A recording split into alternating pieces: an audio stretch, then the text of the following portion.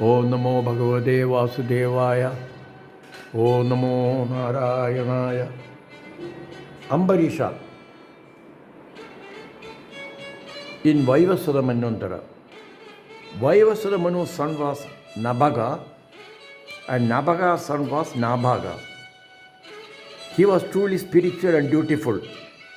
Once his brothers asked him to take care of their aging father while they all would inherit the ancestral property and enjoy.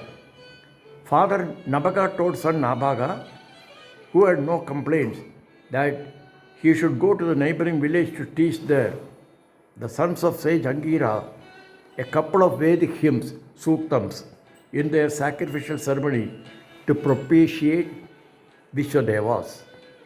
Duly completing this assignment and with a share of the sacrificial offerings, Nabhaga was returning home when he was accosted by a dark-skinned person who was none other than Lord Shiva. The Lord claimed the remnants of the sacrifice as his due share, quoting Daksha's yajna after joining a goat hair to his trunk when Daksha willingly offered a portion of the offerings to Lord Shiva. Father Nabhaga readily agreed to the same, and so too son Nabhaga. Immensely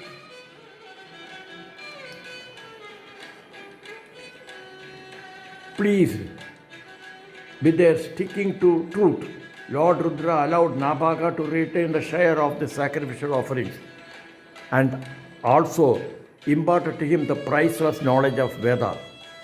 God blesses those who do not hunger after wealth, rather enriches their knowledge of Vedas that leads them to God realization. Nabhaga's son was Ambarisha, a highly spiritual and holistic person. Ambarisha was ruling the Dvibas surrounded by Varshas and giving happiness to the people. He was practicing austerities and fasting on odd Ekadashi, that is the 11th day of brighter half dark fortnight, as per Shastras. At the end of 1 year, on the day after the day of fasting, that is on the 12th day, Dwadashi day, he was getting ready as per procedure to break the fast after morning oblations and prayers. Just then, sage Durvasa reached there unannounced. Happy to be blessed by the great sage's presence at such an auspicious moment, the king requested the rishi to be the first to have food. Durvasa wanted to do midday oblations, Madhyana Sandhya Vandana, and went to the river for the same.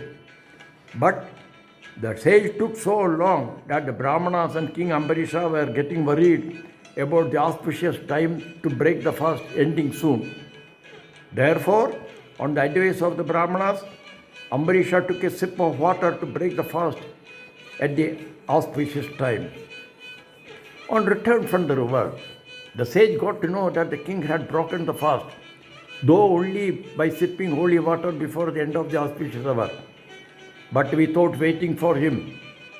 Given easily to anger, the sage instantly created a Kritya, a fire-emitting female form that menacingly advanced towards Ambarisha.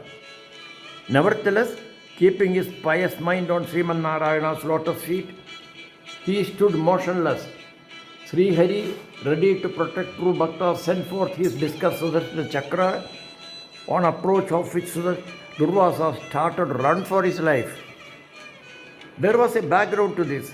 Once Sri Hari, immensely pleased with Ambarisha's true and unflinching devotion, told him to ask for any boon, but he sought only the lotus feet of the Almighty. Thereupon, Sri Hari offered him protection with his Sudarshan Chakra in times of need. That was why the Lord's discus instantly appeared there for Ambarisha's protection against the Kritya. Durvasa approached Lord Brahma for protection, but was told that he had no power against the Supreme, and advised Durvasa to seek refuge with Lord Shiva. Lord Shiva too said likewise, and advised Durvasa to approach Sri Hari only for succor. The Almighty Lord advised Durvasa that having cast the unfailing discus, he was helpless and the sage could be saved by none other than Ambarisha himself. Finally, returning to where Ambarisha was standing undisturbed, with his mind fixed on the Almighty all along, Sage Durvasa sought his pardon.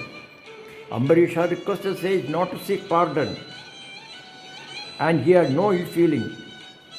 And just then the disgust disappeared. Partaking of the Dwadashi meals and blessing Ambarisha profusely, Sage Durvasa continued on his journey. Actually, Sage Durvasa had acted on purpose in order to bring glory to the Lord's true devotee.